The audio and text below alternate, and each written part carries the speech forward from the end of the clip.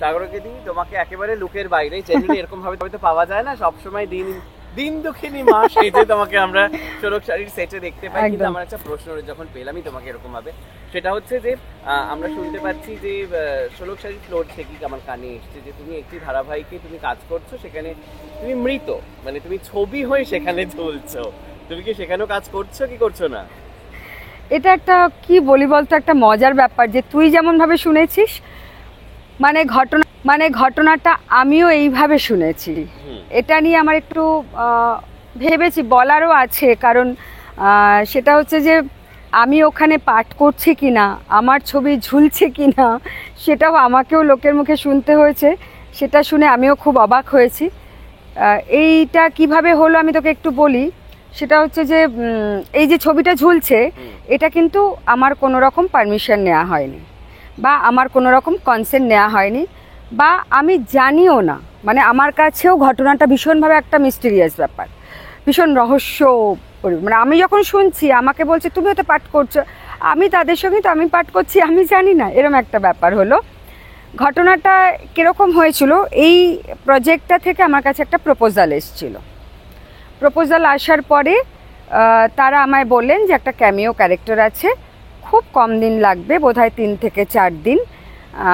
তো সেটার জন্য আমি রাজি কিনা, বা আমাকে ওরা ভেবেছেন। তো তখন আমি বললাম যে আমি শোলক শাড়ি করছি এই মুহূর্তে, এই হাউসের এই প্রোডাকশানে করছি, তো এতে রেগুলার ট্র্যাক এটা।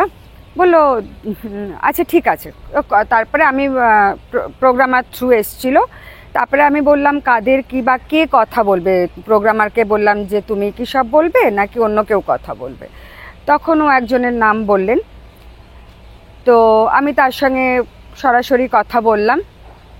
পরিচালকই বোধহয় তিনি, বাবু, আমি নামই বলতে পারি, বাবু বণিকের সঙ্গে আমার কথা হলো যে আমার কাছে তোমার হাউস থেকে বা এরকম প্রজেক্ট থেকে, এই প্রজেক্ট থেকে এসছে, শুনলাম তুমি আছো, তুমি আমার খুব চেনা, তাই জন্য মনে হয় যে ব্যাপারটা কি একটু জানি। তখনও আমাকে সেম কথাই বললো যে একটা ক্যামিও ক্যারেক্টার, মা মারা যাবে খুবই অল্প দিনের। তো আমি বললাম যে আমি রানিং, বললো কোনো অসুবিধা নেই তোমার সঙ্গে, আমি রানিং, বললো কোনো অসুবিধা নেই তোমার সঙ্গে অ্যাডজাস্ট করেই করা হবে, তুমি করো, আমরা একটু পরিচিত মুখ চাইছি, ভালো হবে। এই পর্যন্ত জাস্ট কথা হলো।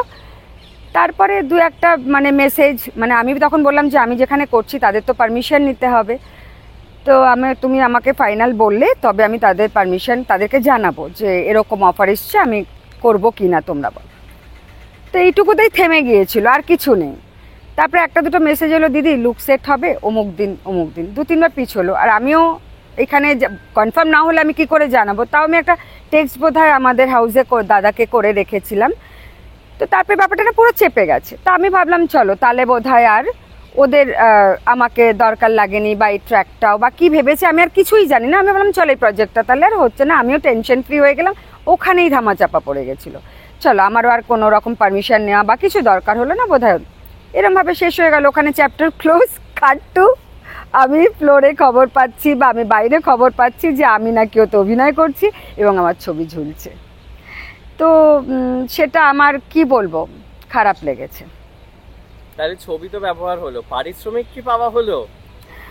পারিশ্রমিক দেখ, একটা শিল্পীর তো এটুকু, পারিশ্রমিক তো পরে আসি, তার আগে বলি যে প্রথম কথা, একটা শিল্পীর ছবি যখন তুমি ব্যবহার করছো, একজন মানুষ হিসেবে, একজন শিল্পী হিসেবে, তো এইটুকু আমি আশা করতেই পারি যে তুমি আমাকে তো একটাবার জিজ্ঞেস করবে।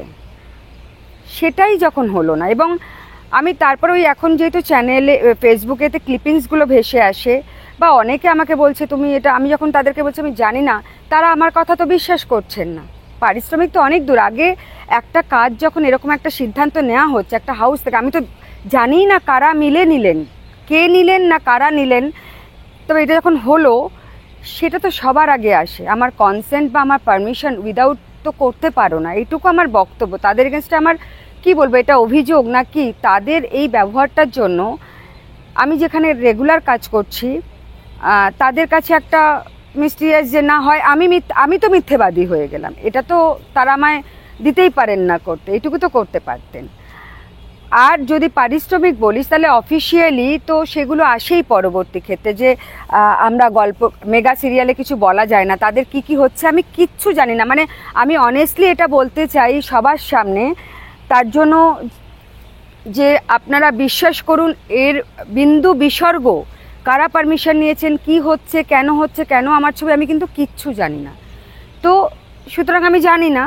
এবার যদি তারা ব্যবহার করছেন তাহলে তো তাদের আমার সঙ্গে কথা বলা উচিত, যে দেখো ওটা যাচ্ছে না, তোমার ছবিটা ব্যবহার করছি, তারা পারিশ্রমিকের কথা আসতে পারে, অনেক কিছু অফিসিয়াল কিছু তো কথাবার্তা হতেই পারে, সেটা নিশ্চয়ই আশা। আর শিল্পী হিসেবে যদি বলি, আমাকে তুই জিজ্ঞেস করলি যে আমি করি কি না, সেখানে তো বলবো যে শিল্পীদের তো এটাই রুচি। আজকে চারিদিকে বড় বড় শিল্পীরা যারা একসময় তারা হাহাকার করছেন কাজ নেই। যখন কাজ থাকে না, কাজ চাইলে কেউ ফোন ধরেন না বা কেউ তখন রেসপন্স করেন না, তখনই করেন যখন তাদের দরকার, তাদের যদি আমি প্রয়োজনীয় হই তবে।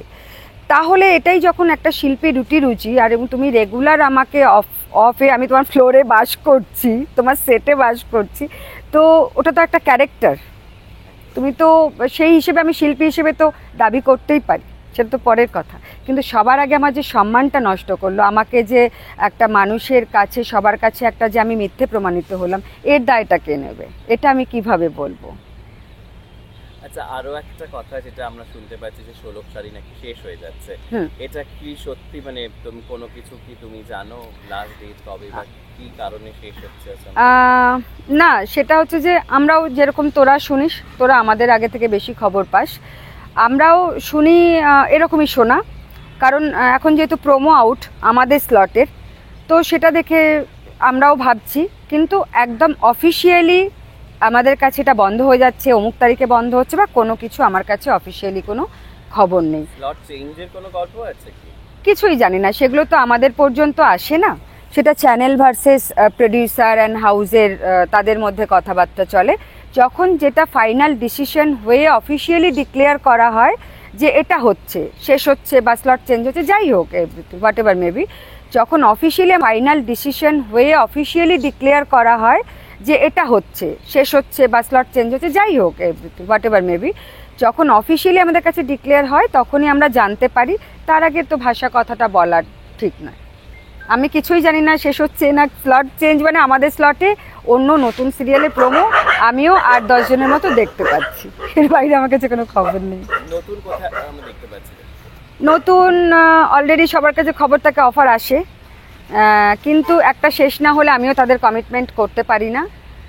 তারপরে এলেই যে সেটা হয় তাও নয়, নানান রকম থাকে আমাদের রেমুনারেশন, পছন্দ অপছন্দ বা কী। এখনও আমার কাছে কোনো ছবি নেই, আবার কতদিন অপেক্ষা করতে হবে সেটাও আমি জানি না, সবটাই ভগবানের আশীর্বাদ। তিনি যদি মনে করেন আমি পরের দিনই ঢুকতে পারি কোথাও, আবার হয়তো 2 মাসও বসতে পারি, জানি না কি অবস্থা। তবে একটা বলবো যে নেক্সট এই যে গ্যাপ টাইমটা বা গ্যাপের আগেই আমার ছিল, আমার নভেম্বরে একটা নাট্য উৎসব আছে তপন থিয়েটারে। আমি এই মাঝে মাঝে নাট্য চর্চাটাও তো নিজের মতো করে ফেলি। একবার আমি 2024-এ নিজে নাটক ডিরেকশন দিয়েছিলাম, সেটা একটা শো হয়েছিল। এবছর আমি একটা সোলো অ্যাক্টিং করে ফেলেছি, সেটা সন্তোষপুর ভিন্নরূপের ব্যানারে হচ্ছে, তাদের ফেস্টিভ্যাল আছে। এটা শেষ মানে আমি কটা দিন ওটা নিয়ে ব্যস্ত থাকবো। আর জীবনে প্রথম আমি সোলো অ্যাক্টিং, মনো অ্যাক্টিং যাই বলে একক অভিনয় করলাম। প্রথম শোটা সবার ভালো লেগেছে। তুই যখন জিজ্ঞেস করলি, এর মধ্যে দিয়ে আমি বলে দিই যে সবার আমন্ত্রণ রইল 20 থেকে 30, এর মধ্যে দিয়ে আমি বলে দিই যে সবার আমন্ত্রণ রইল